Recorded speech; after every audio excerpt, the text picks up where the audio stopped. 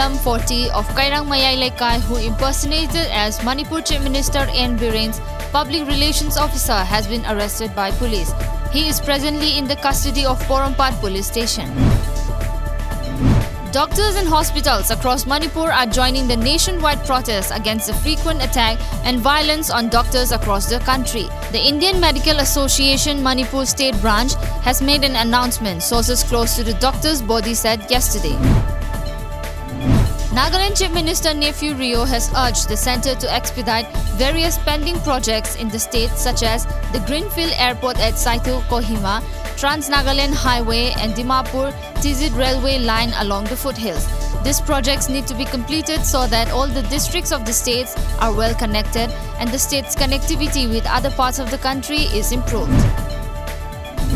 The members of the Tripura branch of the Indian Medical Association, jointly with the All Tripura Government Doctors Association, announced to remain off for 24 hours from their normal duties in the treatment of outdoor patients at all government hospitals in Tripura on Monday. The medical and the doctors' associations have taken the decision to show their solidarity to the protest against violence on doctors in West Bengal. Operation Sunrise, a coordinated counter-insurgency operations by the armies of India and Myanmar that has targeted several militant groups from the northeast will continue.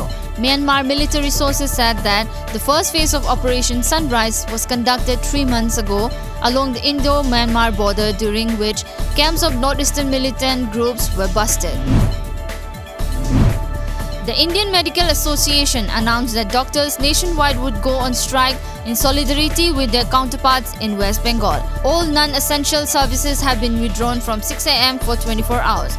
Only emergency and casualty services will be offered, said the IMA. While the protesting junior doctors in West Bengal have agreed to a meeting with Chief Minister Mamata Banerjee, provided it is in full view of the media.